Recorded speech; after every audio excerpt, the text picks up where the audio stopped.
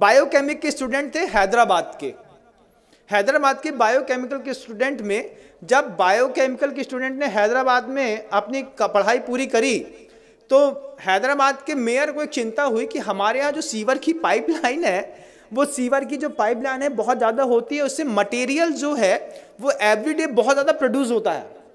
तो मटेरियल को डिसॉल्व करने के लिए उनके पास कोई स्पॉट या कोई चीज़ दिखाई नहीं दे रही थी। आप क्या सोचते हैं कोई क्या कर सकता है? जब ये क्वेश्चन मेयर के दिमाग में खड़ा हुआ कि जो मतलब मैन का बायो प्रोडक्ट है, जो भी मल वगैरह निष्कासित होता है, तो सीवर कनेक्टेड कर दिया, सबके यहाँ के सेप्टिक टैंक हैदराबाद में अलग कर दिए। अब कनेक्टिविटी बना करके सीवर की पाइपलाइन से पूरे हैदराबाद का जो मल है वो एक जगह पर स्टोर होता था।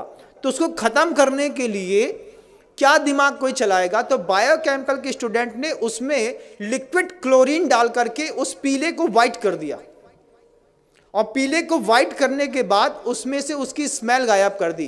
क्लोरीन NaCl, आपने अगर नमक का सूत्र सुना हो तो बंधुओं, मतलब सोडियम अलग होता है, क्लोराइड अलग होती है, NaCl2 ये उसका रासायनिक फॉर्म है। और जहाँ हम रहते थे पहले HGM, वहाँ पे Hukumchand jute mill and industries, और मतलब नमक से क्लोरीन बनाने का प्रोसेस वहीं पे होता था। लिक्विड क्लोरीन होती है, पाउडर फॉर्म में क्लोरीन होती है, गैस फॉर्म में क्लोरीन होती है, और सब अलग अलग चीज़ों में काम आती है। जो बांस के पेड़ होते हैं उसको साफ़ करने के लिए लिक्विड क्लोरीन काम आती है, जिससे आपका पेपर बनता है और जो बिल्कुल वाइट हो जाता है। तो वो बायोकेमिकल के जो स्टूडेंट हैं, वो बायोकेमिकल के स्टूडेंट ने पूरे के पूरे जो मल हैदराबाद के बाहर इकट्ठा होता था उसमें क्लोरीन को डाल करके मिक्सअप करके पीले से वाइट कर दिया। फिर जो वो पूरा एक पेस्ट के रूप में था उसको ड्रायर में डाल करके सुखा दिया, उसका पाउडर फार्मिंग कर दी। और सबसे बड़ी बात तो ये है कि कानपुर की गुटखा फैक्ट्रियों में बेच करके बड़ी बड़ी कंपनियों के गुटकों में पैक होकर के वो मल लोगों को पाउच में अंदर तक खिला दिया। ये ज्ञान के दुरुपयोग का युग है बंधुओं। आपको आश्चर्य होगा, लगता है ना कि हम जिस कंपनी का गुटखा खाते हैं ये तो बहुत फ्रेश है और बढ़िया है। जब आपको पता चले कि बायोकेमिक के स्टूडेंट की इतनी बड़ी करामात है कि उसने पूरे के पूरे मानव के बायो प्रोडक्ट को क्लोरीन डाल करके उसकी स्मेल हटा करके और उसको गुटके में मिला करके उसमें फ्रेग्रेंस मिला दिया।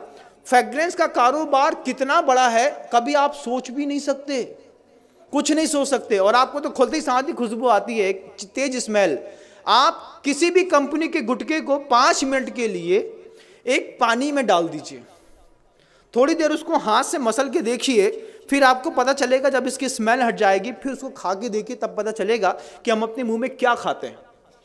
उसमें चूना और कांच दोनों मिलाया जाता है कि कांच से बारीक कांच का पाउडर रहता है जिससे आपकी जबान थोड़ी सी कटती है, और चूना उसके ऊपर लगता है तो आपको थोड़ी सरसराहट सी होती है। इसके चक्कर में आप बार बार माउथ फ्रेशनर के रूप में ऐसे पाउच के प्रोडक्ट खाते हैं। बायोकेमिक के स्टूडेंट ने पूरा का पूरा मानव मल उठा करके पाउचों में पैक करके कानपुर की गुटखा फैक्ट्री में जा करके एक बार ऑब्जर्वेशन तो करिए बंधुओं, तब समझ में आएगा ये गुटखा खाने वाले लोग सुबह सुबह मानव का मल खा करके अपनी जिंदगी की शुरुआत करते हैं। ये बायोकेमिक के स्टूडेंट का कमाल है। हड्डियों का ढेर मिलता है, दुनिया भर की चीजें मिलती हैं। स्मॉल स्केल इंडस्ट्रीज, 3 शब्द याद रखिएगा। क्या? स्मॉल स्केल इंडस्ट्रीज, ये 3 शब्द याद रखेंगे तब आपको पता चलेगा कि स्मॉल स्केल इंडस्ट्रीज के चक्कर में कैसे यूरिया से, साबुन से, शैम्पू से दूध बनाते हैं, कैसे सड़ी हुई चीज़ों से अच्छी पिज़्ज़ा बर्गर बनाते हैं और आपको खिलाते हैं। जो हमारे यहाँ का व्यंजन ही नहीं था वो सब हम आप खा रहे हैं, वो सब कुछ कर रहे हैं। ये स्मॉल स्केल इंडस्ट्रीज़ का कमाल है।